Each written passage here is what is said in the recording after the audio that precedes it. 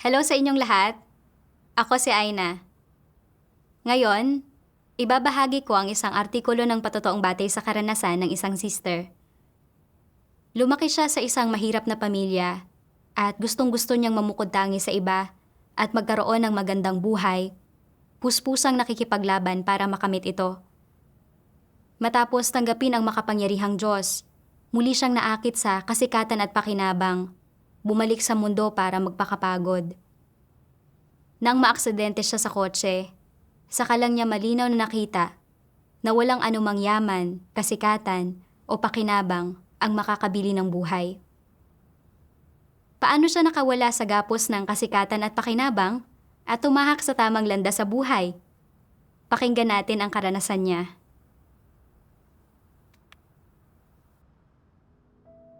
Sabi ng makapangyarihang Diyos, dahil hindi alam ng mga tao ang mga pamamatnugot ng Diyos at ang kataas-taasang kapangyarihan ng Diyos, palagi nilang hinaharap ang kapalaran ng may tutol na lagay ng loob at mapaghimagsik na saloobin, at palaging nais makalaya mula sa autoridad at kataas-taasang kapangyarihan ng Diyos at sa mga bagay na inilaan ng kapalaran, umaasa ng walang saysay na baguhin ang kanilang kasalukuyang mga kalagayan at ibahin ang kanilang kapalaran. Subalit hindi sila kailanman nagtatagumpay at nahahadlangan sila sa bawat liko. Ang pakikibakang ito na nagaganap sa kaibuturan ng kanilang kaluluwa ay nagdudulot ng kirot, at ang kirot na ito ay tumatagos sa kanilang buto. At kasabay nito ay idinudulot nito na maaksaya ang buhay nila. Ano ang sanhi ng kirot na ito? Dahil ba sa kataas-taasang kapangyarihan ng Diyos o dahil sa pagkakaroon ng masamang kapalaran? Malinaw na alinman dito ay hindi totoo.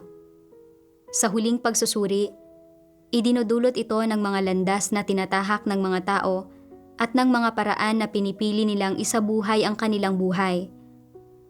Maaaring hindi pa naranasan ng ilang tao ang mga bagay na ito.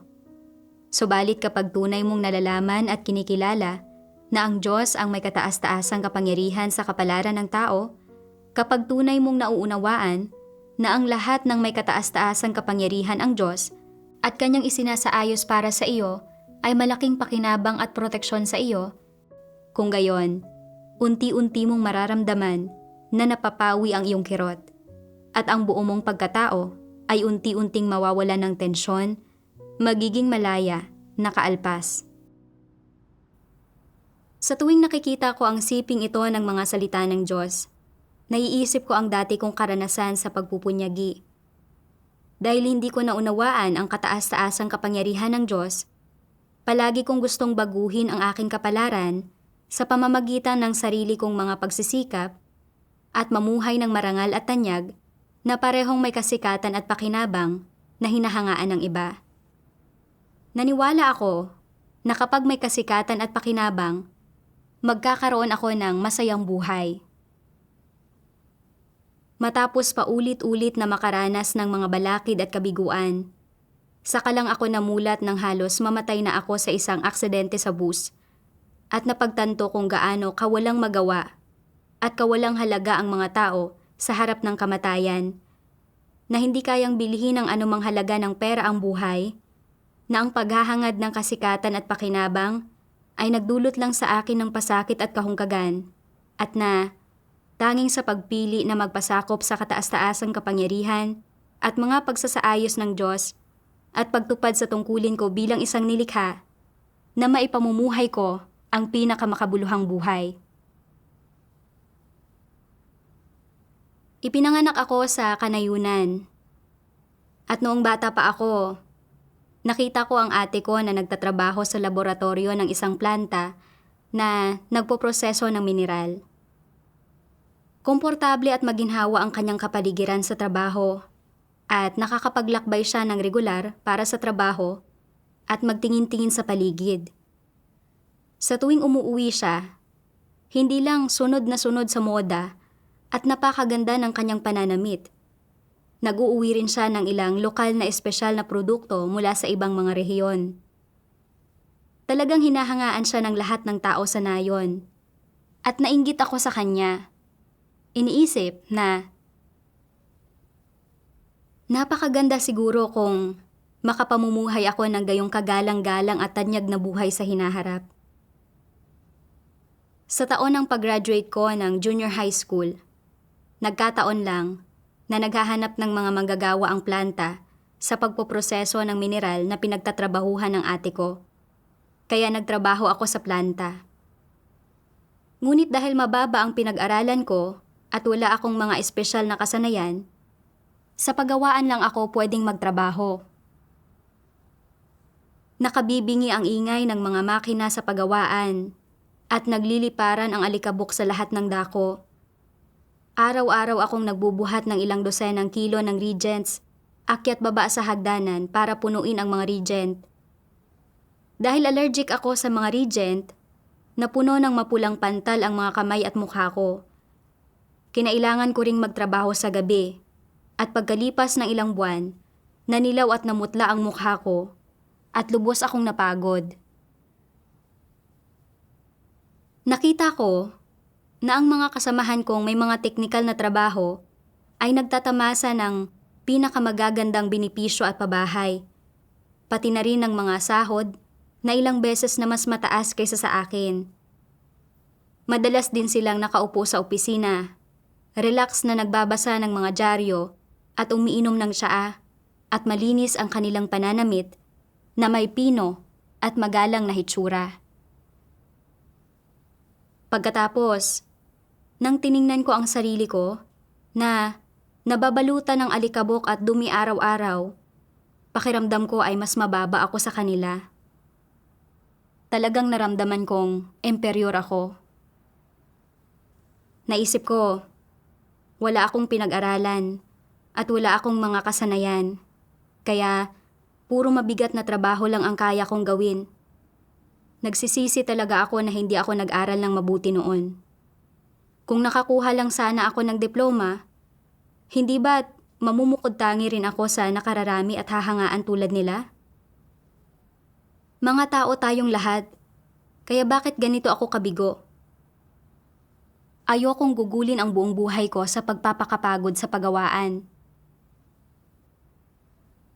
Kalaunan, narinig ko na may pagkakataong kumuha ng pagsusulit para sa vocational secondary school sa pamamagitan ng planta.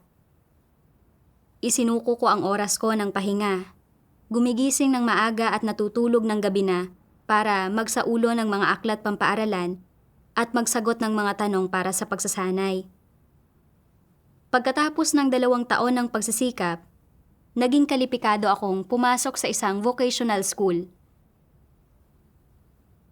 Makalipas ang 3 taon, nakuha ko ang diploma ko gaya ng ninais ko at naging isang bihasang propesyonal.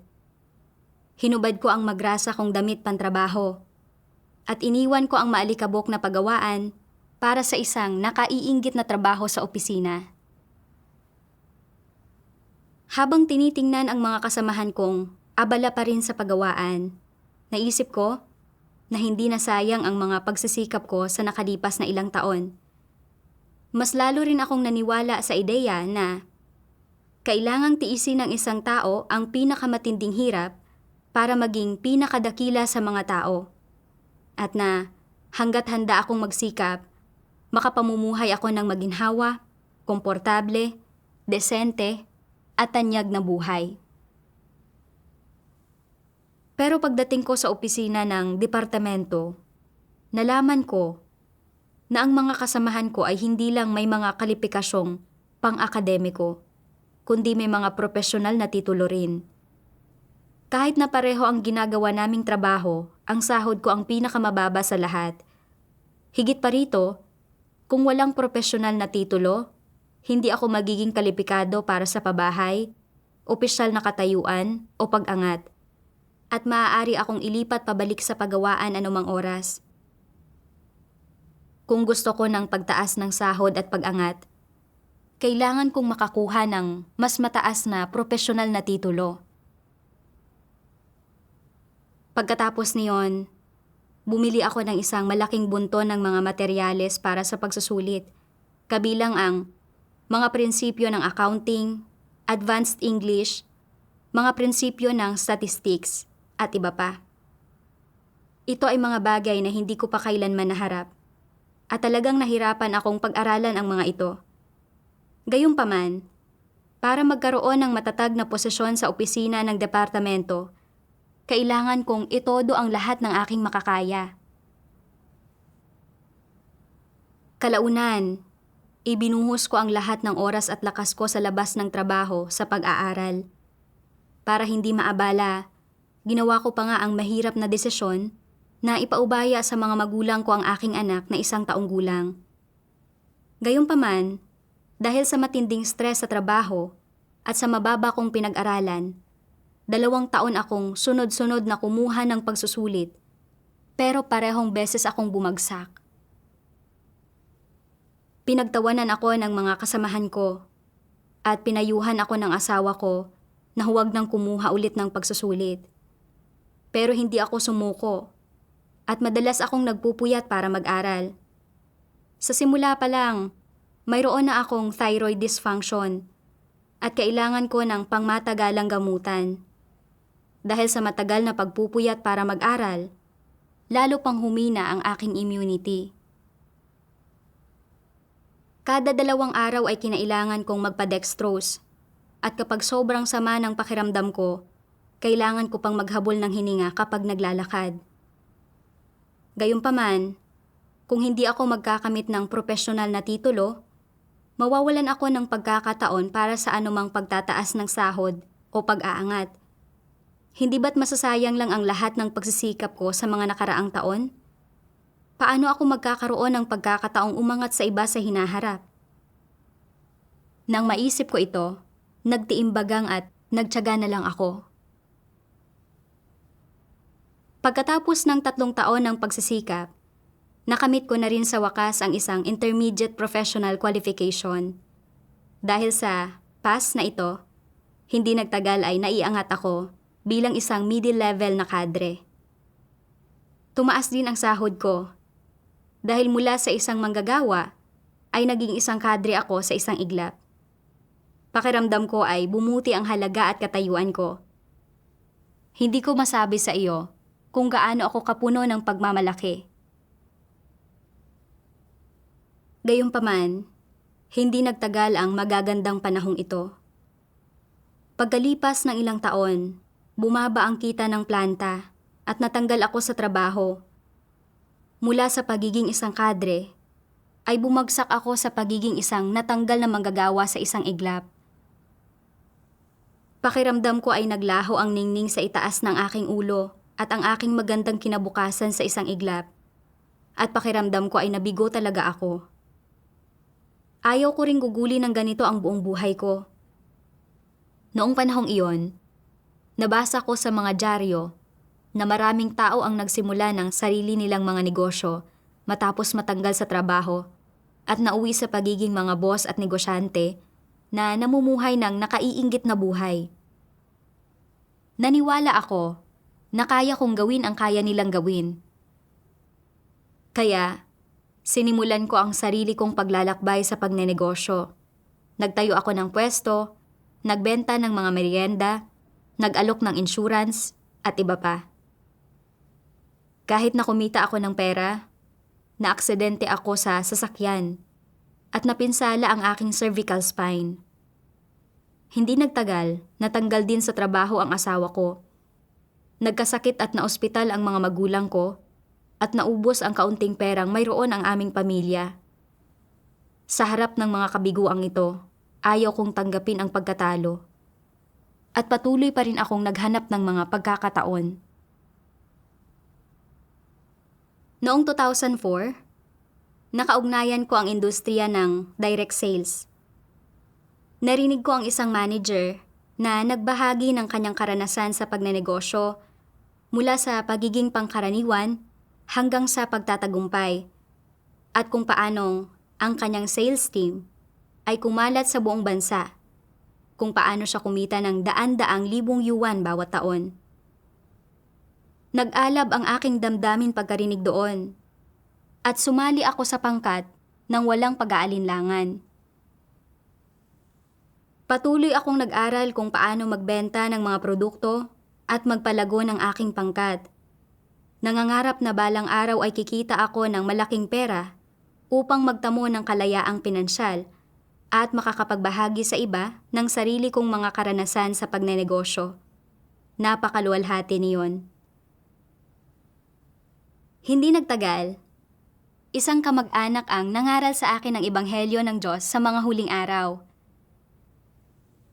Sa pamamagitan ng pagkain at pag-inom ng mga salita ng Diyos, nalaman ko na ang Diyos ang may kataas-taasang kapangyarihan sa lahat ng bagay, na ang kapalaran, kalalabasan at hantungan ng sangkatauhan ay nasa mga kamay ng Diyos, at na ang mga tao ay magkakaroon lamang ng magandang tadhana kung magpapasakop at sasamba sila sa Diyos. Sa makatwid, tinanggap ko ang gawain ng makapangyarihang Diyos at nagsimulang lumahok sa buhay iglesia. Gayunpaman, noong panahong iyon, lubos akong nakatuon sa pagpapalago ng aking sales team. At natatakot ako na ang pagdalo sa masyadong maraming pagtitipon ay makakaapekto sa aking mga benta. Kung mababa ang benta ko, mababa ang kita ko. Paano ko pa maiisip na mamuhay ng tanyag at marangal kung gayon?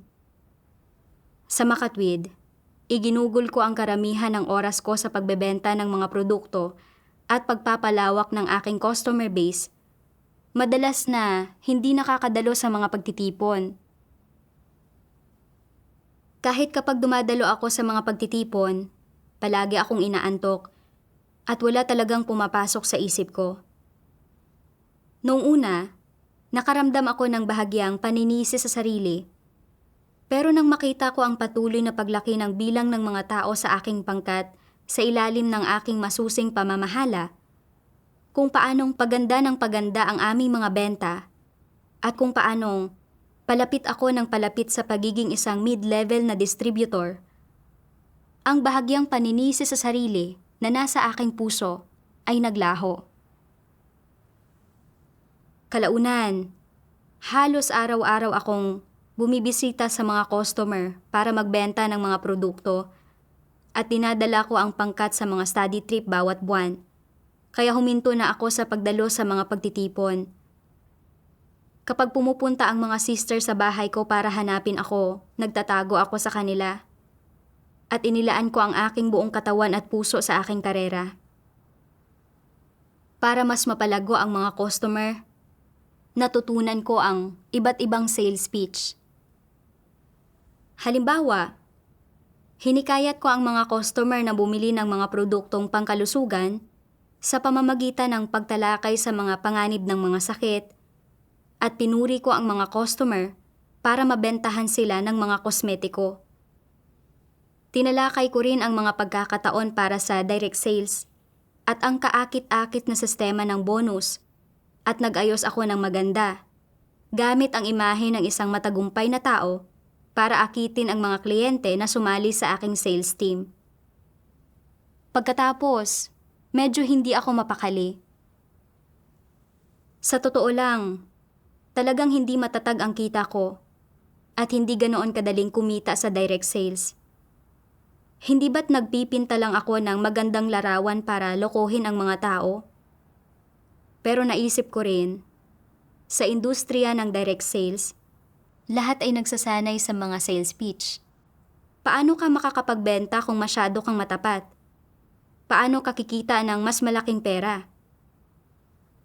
Kaya, nagpatuloy ako sa paggamit ng mga mapanlinlang na paraan para kumita ng pera. Madalas akong nagtatrabaho hanggang 1:00 o 2:00 ng madaling araw para kumita ng mas malaking pera, kaya pagod na pagod ang sarili ko pag-uwi ko ng bahay. Wala nga akong oras para alagaan ang asawa ko nang maoperahan siya. Galit niyang sinabi na wala akong puso at humingi pa nga ng diborsyo. Ang anak kong babae, napapasok na sa high school, ay naging adik sa mga online game at bumagsak ang kanyang mga grado. Pero wala akong anumang oras para asikasuhin siya. Mahirap pamunuan ang pangkat, may problema sa aking buhay, may asawa at suwail ang anak ko. Ang lahat ng ito ay nagdulot sa akin ng pagkapagod at labis akong nabigatan. Madalas kong isipin, ito ba talaga ang buhay na gusto ko? Gayunpaman, nagsisimula ng umunlad ang pangkat at parang abot kamay ko na ang magandang buhay na gusto ko. Kaya nagpatuloy ako na magtiyaga. Nagsikap ako ng husto sa loob ng 2 taon gaya nito. Lumaki ang pangkat ko sa halos 100 tao at patuloy na tumataas ang aming mga benta. Naging isang mid-level na distributor ako na may buwanang kita na 6,000 hanggang 7,000 yuan. Nakatanggap ako ng papuri mula sa aking mga leader at paghanga mula sa mga nakapaligid sa akin at nakaramdam ako ng malaking tagumpay. Bagamat may hindi maipaliwanag na kahungkagan sa puso ko pagkatapos, nang maisip ko na kung magiging high-level na distributor ako, kikita ako ng daan-daang libong yuan bawat taon at hahangaan ng lahat, nakahanap ako ng panibagong motibasyon at naghandang magsumikap para sa layong maging isang high-level na distributor. Hindi ko inaasahan, noong dinadala ko ang pangkat sa isang study trip, ang sinasakyan naming bus ay bumangga sa isang truck at nawalan ako ng malay. Nang magising ako, nakita kong nakataob sa lupa ang sinasakyan naming bus at nakarinig ako ng mga sigawan sa buong paligid. May mga taong duguan ang buong mukha at may mga dumadaing sa sakit. Gusto kong tumayo pero sobrang sakit ng baywang ko kaya hindi ako makabangon. Kinailangan ko na lang maghintay na buhatin kami ng mga tagasagip palabas ng bus. Nang makita ko ang kalunos-lunos na eksenang ito, natakot ako. Mapaparalisa kaya ako dahil sa sobrang sakit ng baywang ko? Napakaraming tao sa pangkat ko ang nasugatan. Kung may mapahamak sa sinuman, paano ko ito ipapaliwanag sa kanilang pamilya? Nakaramdam ako ng matinding kawalan ng magawa. Sa oras na ito, naisip ko ang Diyos at patuloy akong nagdasal sa aking puso. O mahal na Diyos, iligtas mo kami. Pagkatapos ng pagsusuri, natuklasan na mayroon akong compression fracture sa 3 lumbar vertebrae. Inirekomenda ng doktor ang konserbatibong gamutan. Kahit na nakaupo ako sa harap ng bus, hindi ako malubhang nasugatan. Ito ang habag at proteksyon ng Diyos sa akin at nagpasalamat ako sa Diyos mula sa kaibuturan ng aking puso. Ang matalik kong kaibigan ay nasa silid ng ospital na comatose pa rin pagkatapos ng operasyon sa spine. Ang isa pang ate naman ay kalalabas lang sa operasyon dahil sa naputol na litid sa binti niya. At may isang babae na may 20 taong gulang na may pinsala sa balakang at sinabi ng doktor na baka hindi na siya magkaanak. Nang makita ko ang lahat ng ito, napagtanto ko kung gaano karupok ang buhay ng tao. 2 araw pa lang ang nakalipas, masaya pa kaming nagbabahagi na ng aming mga natutunan sa bus. Pero ngayon, lahat kami ay nakahiga na sa mga kama sa ospital. Tapos, tiningnan ko ang sarili ko na may lumbar fracture. Sinabi ng doktor na hindi ko maaasikaso ang sarili ko sa loob ng 2 hanggang 3 buwan. Naisip ko, ano pa ang silbi ng pagkita ng mas maraming pera kung namatay ako sa oras na ito? Napakaswerte ko na buhay pa ako. Makalipas ang 2 buwan, pinalabas na ako sa ospital at umuwi para magpagaling. Isang sister ang dumalaw sa akin matapos malaman na naaksidente ako sa bus at nakahanap siya ng isang sipi ng salita ng Diyos at binasa ito sa akin. Sabi ng makapangyarihang Diyos, ang kapalaran ng tao ay nasa kontrol ng mga kamay ng Diyos. Ikaw ay walang kakayahang kontrolin ang iyong sarili. Kahit na parating nagkukumahog at nagpapakaabala ang tao para sa kanyang sarili, nananatili siyang walang kakayahan na kontrolin ang kanyang sarili. Kung kaya mong malaman ang iyong sariling kinabukasan, kung makokontrol mo ang iyong sariling kapalaran, matatawag ka pa rin bang isang nilikha? Sa madaling sabi, paano man gumagawa ang Diyos, ang lahat ng kanyang gawain ay alang-alang sa tao. Katulad lang ito ng kung paanong ang mga langit at lupa at ang lahat ng bagay ay nilikha ng Diyos para magserbisyo sa tao. Nilikha ng Diyos ang buwan, ang araw, at ang mga bituin para sa tao. Nilikha niya ang mga hayop at mga halaman para sa tao. Nilikha niya ang tagsibol, tag-araw, taglagas at taglamig para sa tao at iba pa. Ang lahat ng ito ay ginawa alang-alang sa pag-iral ng tao. At kaya, paano man kinakastigo at hinahatulan ng Diyos ang tao, ang lahat ng ito ay alang-alang sa kaligtasan ng tao. Kahit natanggalin niya sa tao ang makalamang mga inaasam nito, ito ay alang-alang pa rin sa pagdadalisay sa tao, at ang pagdadalisay sa tao ay ginagawa alang-alang sa pag-iral ng tao. Ang hantungan ng tao ay nasa mga kamay ng lumikha, kaya paano makokontrol ng tao ang kanyang sarili? Sabi ng sister, nasa mga kamay ng Diyos ang tadhana ng tao, at walang sino man ang makakakontrol sa sarili niyang tadhana. Tingnan mo kung paano ka naging abala sa pagkayod para sa pera buong araw. Sa pagkakataong ito, ang Diyos ang nagprotekta sa iyo mula sa malubhang pinsala.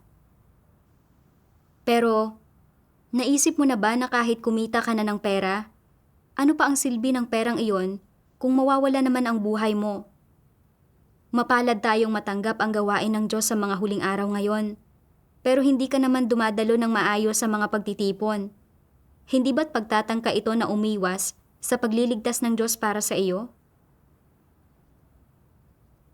Bagamat tumagos sa puso ko ang mga salita ng sister, ang mga iyon din ang katunayan. Sa pagbabalik tanaw, noong nakuha ko ang aking diploma at profesional na titulo sa pamamagitan ng self-study, inakala kong magiging madali na ang lahat pagkatapos niyon. Pero hindi ko inaasahan na matatanggal ako sa trabaho at mawawala ng hanap buhay. Hindi ako handang basta na lang tanggapin ang kabiguang ito.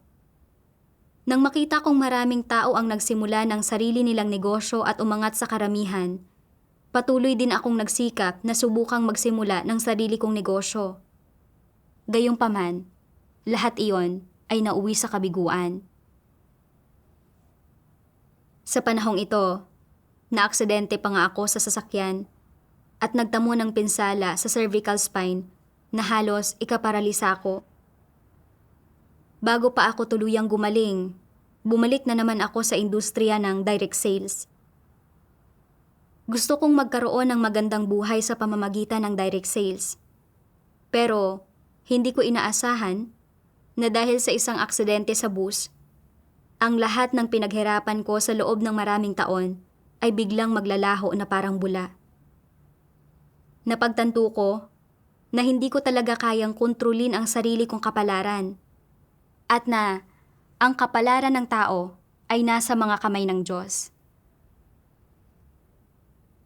Ang aksidenteng ito ay maaaring tila isang masamang bagay, pero sa totoo lang ay isang mabuting bagay ito. Ito ang pagliligtas ng Diyos para sa akin. Kung hindi sana ako tumigil sa paghahangad ng kasikatan at pakinabang. Kalaunan, marami pa akong nabasang mga salita ng Diyos at labis akong naantig. Sabi ng makapangyarihang Diyos, ang makapangyarihan sa lahat ay may habag sa mga taong ito na nagdurusa ng labis. Kasabay nito, nakakaramdam siya ng pag-ayaw sa mga taong ito na talagang walang anumang kamalayan. Dahil kailangan niyang maghintay ng napakatagal bago siya makatanggap ng sagot mula sa mga tao. Gusto niyang maghanap. Hanapin ang iyong puso at ang iyong espiritu at dalhan ka ng tubig at pagkain upang magising ka at hindi ka na mauhaw o magutom. Kapag pagod ka na at nararamdaman mo ang kaunting kapanglawan ng mundong ito, huwag kang magulumihanan huwag manangis. Yayakapin ng makapangyarihang Diyos, ang tagapagbantay, ang iyong pagdating anumang oras. Pagkatapos basahin ang mga salita ng Diyos, nakaramdam ng init ang puso ko at naramdaman ko ang pagmamahal at habag ng Diyos. Narinig ko ang tinig ng Diyos ngunit hindi ko mapaglabanan ang tukso ng pera, kasikatan at pakinabang. At para kumita ng mas maraming pera at umangat sa iba, ayaw kong dumalo sa mga pagtitipon. Nagtago pa nga ako sa mga kapatid ko nang pumunta sila sa bahay para hanapin ako. Naging napakamanhid at napakamapaghimagsik ko. Pero hindi ako inabandona ng Diyos. Nakaupo ako sa harap noong nangyari ang aksidente sa bus at dumanas ako ng malakas na pagsalpok. Pero hindi ako malubhang nasugatan. Hindi ba't proteksyon ito ng Diyos? Nagsaayos din ang Diyos na may isang sister na pumunta sa akin para magbahagi tungkol sa katotohanan, para maunawaan ko ang layunin ng Diyos at manumbalik sa Diyos. Hindi ba't lahat ng ito ay pagpapakita ng habag ng Diyos sa akin? Napakadakila ng pagmamahal ng Diyos. Pero nahumaling ako sa paghahangad ng kasikatan at pakinabang. Nagtatago sa Diyos at lumilihis palayo sa Kanya. Masyadong matigas ang puso ko at masyado akong walang konsensya at katwiran. Talagang hindi ako karapat-dapat sa pagliligtas ng Diyos. Sa sandaling lumakas na ako ng sapat para makalakad akong muli, tinawagan ako ng leader ko at iniling sa akin na bumalik ako para pamahalaan ang pangkat. Naisip ko, kung hindi ko pamamahalaan ang pangkat na pinaghirapan kong buuin, mabubuwag ito. Ngayon, bumababa ang mga benta bawat buwan at bumababa rin ang kita ko. Kung magpapatuloy ito, hindi ba't mauuwi lang sa wala ang lahat ng dati kong pagsisikap? Nagsimulang mag-alinlangan ang puso ko. Sa oras na ito, nabasa ko ang mga salita ng Diyos. Dahil nananampalataya at sumusunod ka sa Diyos, dapat mong ialay ang lahat sa Kanya at hindi ka dapat gumawa ng mga personal na pagpili o kahingian at dapat mong makamit ang katugunan sa mga layunin ng Diyos. Dahil ikaw ay isang nilikhang tao, dapat kang magpasakop sa Panginoon na lumikha sa iyo, sapagkat likas mong hindi makontrol ang iyong sarili at wala kang likas na abilidad na kontrolin ang sarili mong tadhana. Dahil isa kang taong nananampalataya sa Diyos, dapat kang maghangad ng pagpapabanal at pagbabago. Mula sa sandaling isilang kang umiiyak sa mundong ito, sinisimulan mo ng gampanan ang iyong mga responsibilidad. Alang-alang sa plano ng Diyos at sa Kanyang pag-orden, ginagampanan mo ang iyong papel at sinisimulan ang iyong paglalakbay sa buhay. Mula sa mga salita ng Diyos, naunawaan ko na ang tao ay nilikha ng Diyos. Bilang isang nilikha, dapat akong magpasakop sa Diyos, palugurin ang Diyos, tuparin ang aking mga responsibilidad, at gampanan ng maayos ang aking tungkulin.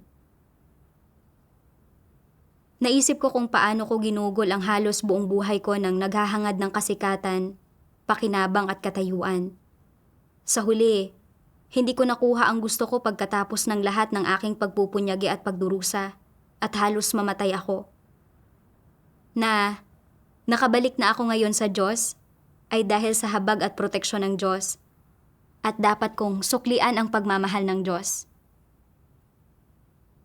Marami pa ring taus-pusong mananampalataya na hindi pa nakalalapit sa harap ng Diyos at dapat kong ipangaral ang ebanghelyo sa mga taong ito. Ito ang aking responsibilidad at aking tungkulin. Kaya, nagpasya akong huwag nang palaguin pa ang pangkat. Gusto kong magtipon ng maayos para kumain at uminom ng mga salita ng Diyos at ipangaral ang ebanghelyo para magpatotoo sa Diyos. Pagkatapos niyon, tinanggihan ko ang hiling ng leader ko at pinili kong gawin ang aking tungkulin kasama ang aking mga kapatid. Aktibong ipinangangaral ang ebanghelyo sa mga nakapaligid sa akin. Naging makabuluhan ang bawat araw. Noong 2012, nakita ko ang isang dating kasamahan. Isa na siyang high-level na distributor at kumikita ng malaking pera. Nakabili pa nga siya ng malaking bahay. Sinabi niya, "Basta't sumama ka sa akin na magtrabaho, tutulungan kitang maabot ang iyong target sa benta. Magkakaroon ka ng taunang sahod na 100,000 yuan. Walang problema." Nang makita kong paano siya kumikita ng malaking pera at mukhang napakabata at maganda, at kung paanong ang kanyang bagong bahay ay parang isang villa, hindi ko mapigilang mag-alinlangan. Hindi ba't ito mismo ang buhay na gusto ko? May karanasan ako at hindi naman ako mas mangmang kaysa sa kanya. Kaya hindi magiging mahirap para sa akin na makabangon muli. Hindi kakailanganin ng malaking pagsisikap para makamit ang taunang sahod na 100,000 yuan. Dahil sa tukso ng pakinabang, hindi mapakali ang puso ko at nagdasal ako sa Diyos. O mahal na Diyos, alam ko na kailangan kong dumalo ng maayos sa mga pagtitipon at gawin ang aking tungkulin sa aking pananalig. Pero gusto ko pa ring hangarin ang kasikatan at pakinabang at gulong-gulo ang puso ko. Mahal na Diyos, nawa ay protektahan mo ako mula sa pagkasadlak sa mga tukso ni Satanas. Kalaunan, nabasa ko ang mga salita ng Diyos at nagkamit ako ng kaunting pagkaunawa sa ugat na sanhi ng aking paghahangad ng kasikatan at pakinabang. Sabi ng makapangyarihang Diyos, "Kapag paulit-ulit mong sinisiyasat at maingat na hinihimay ang iba't ibang layon sa buhay na pinagsisikapan ng mga tao at ang kanilang iba't ibang paraan ng pamumuhay, matutuklasan mo na ni isa sa mga ito ay hindi umaayon sa orihinal na layunin ng lumikha ng kanyang likhain ang sangkatauhan. Lahat ng ito ay naglalayo sa mga tao mula sa kataas-taasang kapangyarihan at pangangalaga ng lumikha. Lahat ng ito ay mga bitag na nagsasanhi na maging napakasama ng mga tao at naghahatid sa kanila sa impyerno. Matapos mong makilala ito, ang dapat mong gawin ay bitiwan ang iyong lumang pananaw sa buhay, manatiling malayo sa sari-saring mga patibong, hayaan ang Diyos na mamahala sa iyong buhay at gumawa ng mga pagsasaayos para dito. Hangarin lamang na magpasakop sa mga pamamatnugot at gabay ng Diyos nang hindi gumagawa ng sarili mong mga pagpili at maging isang tao na sumasamba sa Diyos. Ginagamit ni Satanas ang kasikatan at pakinabang upang kontrolin ang mga kaisipan ng mga tao. Wala nang ibang ipinapaisip sa kanila kundi ang dalawang bagay na ito at idinudulot sa kanila na makibaka para sa kasikatan at pakinabang, magdusa ng mga paghihirap para sa kasikatan at pakinabang, magtiis ng kahihiyan at magbuhat ng mabibigat na pasanin para sa kasikatan at pakinabang, magsakripisyo ng lahat ng meron sila para sa kasikatan at pakinabang, at gumawa ng bawat paghuhusga o pagpapasya alang-alang sa kasikatan at pakinabang. Sa ganitong paraan, naglalagay si Satanas ng mga di nakikitang kadena sa mga tao, at sa mga kadenang ito, wala silang abilidad ni tapang na makaalpas. Nang di namamalayan, dala-dala nila ang mga kadenang ito habang mabigat silang humahakbang ng paunti-unti ng may labis na paghihirap. Alang-alang sa kasikatan at pakinabang na ito, lumilihis ang sangkatauhan mula sa Diyos at ipinagkakanulo siya at lalo silang nagiging buktot. Sa ganitong paraan, sunod-sunod na nawawasak ang mga henerasyon sa gitna ng kasikatan at pakinabang ni Satanas.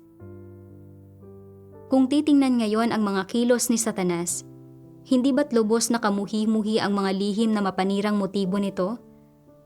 Marahil ay hindi pa rin ninyo nakikilatis ngayon ang masasamang motibo ni Satanas dahil iniisip ninyo na kung walang kasikatan at pakinabang, mawawala ng kabuluhan ang buhay at hindi na makikita ng mga tao ang daan sa kanilang harapan, Hindi na nila makikita ang kanilang mga layon at magiging madilim, malabo at mapanglaw ang kanilang hinaharap.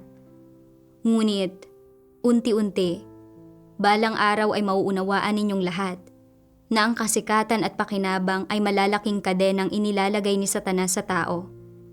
Pagdating ng araw na iyon, lubusan mong lalabanan ang pagkontrol ni Satanas at ang mga kadenang dinadala sa iyo ni Satanas. Kapag ninais mong palayain ang sarili mo mula sa lahat ng bagay na ito na ikinintal sa iyo ni Satanas, ganap kang hihiwalay kay Satanas at talagang kamumuhian mo ang lahat ng naidulot ni Satanas sa iyo. Saka ka lamang magkakaroon ng tunay na pagmamahal at pananabik sa Diyos.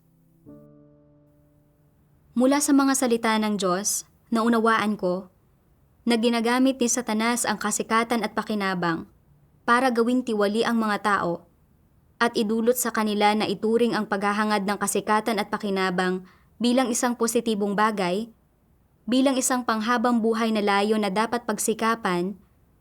Palaging sinusubukang takasan ang kataas-taasang kapangyarihan at mga pagsasaayos ng Diyos, at sa huli ay iniiwasan at ipinagkakanulo ang Diyos. Ang kasikatan at pakinabang ay mga bitag na inilatag ni Satanas para sa mga tao at mga patibong na tumutukso sa mga tao na mahulog sa kabuktutan. Ang dahilan kung bakit hindi ko mabitiwan ang kasikatan at pakinabang ay dahil itinuring kong mga positibong bagay ang mga satanikong tuntunin ng pananatiling buhay tulad ng nagsusumikap ang tao na umangat, dumadaloy ang tubig pababa, at mamukod tangi. Naniwala ako na kapag nakuha ng mga tao ang kasikatan at pakinabang, saka lang sila makapamumuhay ng may dignidad at halaga. Nagbalik tanaw ako noong kakagraduate ko lang at bagong pasok sa trabaho. Para makapamuhay ng tanyag tulad ng ate ko, desperado akong kumuha ng mga pagsusulit para sa mga diploma at profesional na titulo. Matapos matanggal sa trabaho, para magkaroon ng magandang buhay at makuha ang paghanga ng mga tao, dumalo ako ng pagsasanay sa direct selling at natuto kung paano magsinungaling at manloko para magkaroon ng magandang benta. Sinasabi ko kung ano ang gustong marinig ng mga tao at nagpapanggap akong isang matagumpay na tao. Nililin lang ang mga tao gamit ang mga huwad na pagpapakita.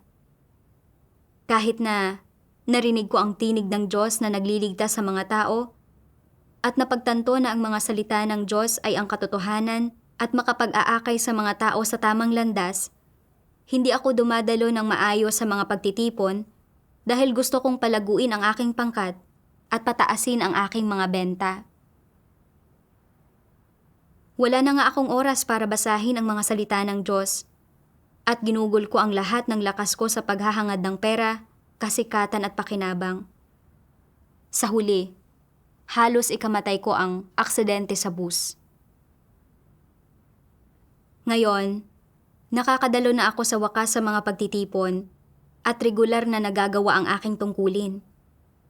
Pero nang marinig kong sinabi ng dati kong kasamahan na tutulungan niya akong magkaroon ng taunang sahod na 100,000 yuan, muling napukaw ang aking mga pagnanais at sabik akong bumalik sa mundo at magtamo ng isang malaking bagay.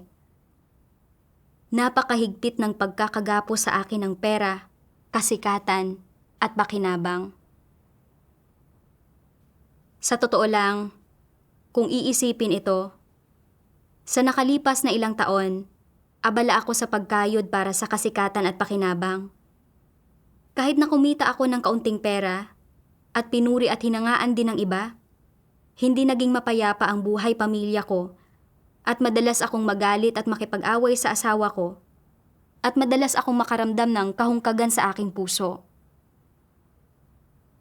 Bukod pa rito, sa paghahangad ng kasikatan at pakinabang, nagsinungaling ako at niloko ko ang aking mga customer at nilabag ko ang pangunahing pamantayan ng konsensya. Namuhay ako ng walang anumang integridad o dignidad. Isa pa, mayroon akong ilang nananatiling pisikal na epekto mula sa aksidente sa bus. at madalas akong makaranas ng pananakit ng likod. Marami akong ibinayad para sa kasikatan at pakinabang, pero ang nakuha ko bilang kapalit ay espiritual na kahungkagan at pisikal na pasakit. Napagtanto ko, na gaano man karami ang pera mo, hindi mo mabibili ang kapayapaan ng isip o ang malinis na konsensya, at gaano man kataas ang iyong katayuan, hindi mo matatakasan ang kasawian. Hindi makapagdadala ng tunay na masayang buhay sa mga tao ang kasikatan at pakinabang. Maaakay lang ng mga ito ang mga tao palayo lalo sa Diyos, na mamuhay sa kahungkagan at pasakit, at sa huli ay maidudulot na mawala sa kanila ang pagkakataong maligtas. Ngayon, nakaahon na ako sa wakas mula sa kumunoy ng pera, kasikatan at pakinabang.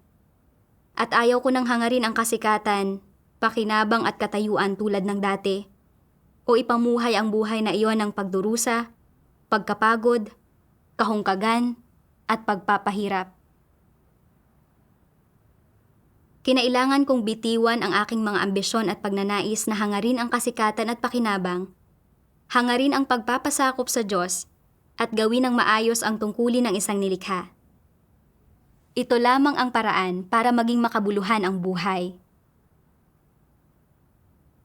Napagtanto ko rin na bagamat mukhang ang kasamahan ko ang sumusubok na hikayatin ako, sa likod nito ay ang panunukso ni Satanas at ang pagsubok ng Diyos sa akin. Hindi na ako maaaring mahulog muli sa mga pakanan ni Satanas at magpatuloy sa dati kong maling landas. Kaya, malinaw kong tinanggihan ang kasamahan ko. Mula noon, sa tuwing may magre-rekomenda sa akin ng kung anong pamamaraan ng direct sales bilang mabuting paraan para kumita ng pera, hindi na nag-aalinlangan ang puso ko. At ang tanging nasa isip ko na lang ay ang ipangaral ang ebanghelyo at gawin ng maayos ang aking tungkulin. Nabasa ko ang mga salita ng Diyos. Isa kang nilikha. Mangyari pa ay dapat mong sambahin ang Diyos at hangaring mamuhay ng makahulugan. Kung hindi mo sasambahin ang Diyos, kundi mamumuhay ka sa loob ng iyong maruming laman, hindi ba isang hayop ka lamang na nakasuot ng damit ng tao? Dahil isa kang tao, dapat mong gugulin ang sarili mo para sa Diyos at tiisin ang lahat ng pagdurusa. Dapat mong tanggapin ng masaya at may katiyakan ang kaunting pagdurusang pinagdaraanan mo ngayon at mamuhay ka ng makahulugan, kagaya ni Job at Pedro. Kayo ay mga taong naghahangad sa tamang landas at naghahanap ng pag-unlad. Kayo ay tumitindig sa bansa ng malaking pulang dragon, at kayo ang mga tinatawag na matuwid ng Diyos. Hindi ba iyon ang pinakamakahulugang buhay? Ipinaunawa sa akin ng mga salita ng Diyos na walang saysay ang paghahangad ng pera, kasikatan, pakinabang, dangal o katanyagan. Sa pamamagitan lamang ng pananampalataya sa Diyos, paghahangad sa katotohanan, pagwawaksi sa mga tiwaling disposisyon, at pagtupad ng maayos sa tungkulin ng isang nilikha, na maipamumuhay mo ang pinakamakabuluhang buhay.